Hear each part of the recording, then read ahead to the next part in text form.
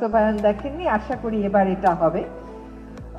আমি ওই আলোচনায় যাওয়ার আগে একটা কথা বলি যে আমার মনে হয় না পরিবেশ অধিদপ্তরের ইতিহাসে এতগুলো অবৈধ ইটভাটা ভাঙা হয়েছে বলে, যেটা আমরা গত 4-5 মাসে ভাঙতে পেরেছি। কিন্তু সেখানে মুশকিল হলো, আগে চিমনি ভেঙে দিয়ে আসলে আর করতে পারতো না, এখন বিকল্প চিমনিও প্রস্তুত করে রাখে।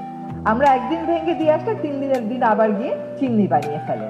তো এখানে আমাদের উন্নয়নের জায়গাটাতে বদলাতে হবে, এবং যেটা আমরা বলেছি যে ব্লকে আমরা একটা মাত্রা নির্ধারণ করছি যে সকল নির্মাণে ন্যূনতম 30 ভাগ ব্লক, আর সরকারি নির্মাণগুলোতে আমরা এই বছর চেষ্টা করব সর্বোচ্চ সংখ্যক ব্লক, চেষ্টা করব 100% টার্গেট দিয়ে, কিন্তু এটা অ্যাভেইলেবিলিটি সবকিছুর উপরে নির্ভর করবে।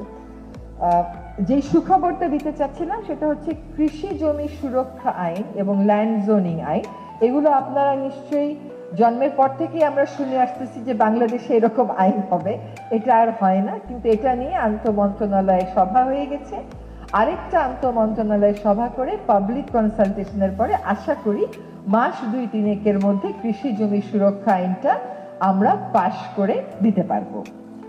এবার মধুপুর শালবন 44,000 একর শালবনটা এখন আছে 3,000 একর। এটা দীর্ঘদিন আমি কোর্টে আইনি লড়াই করেছিলাম, তারপরে কতগুলো ডিরেকশন সরকারের উপর এসছে।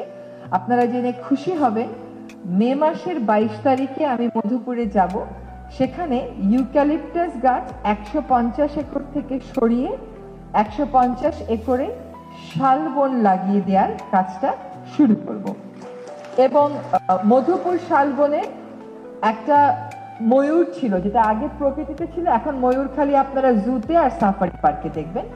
আমরা মোট 5টি প্রজাতি চিহ্নিত করেছি, যেগুলোকে আমরা ক্রমান্বয়ে প্রকৃতিতে ছাড়বো। যেমন ময়ূরকে মধুপুর বনে ছেড়ে দিয়ে এই কাজটা শুরু করব। এইটা আমরা 22 তারিখে শুরু করব, কিন্তু বললেই একটা প্রজাতি যেটা প্রকৃতিতে নেই, জুতে আছে, সেটা আপনি বনে ছাড়তে পারবেন না। তার একটা প্রোটোকল আপনাকে ফলো করতে হবে। আশা করি এই প্রোটোকল ফলো করে ডিসেম্বর মাসের মধ্যে আমরা বাংলাদেশের বন থেকে হারিয়ে গেছে কিন্তু জুতে আছে বা সাফারিতে আছে এমন 5টি প্রজাতি বনে আবার ফিরিয়ে দিতে সক্ষম হব।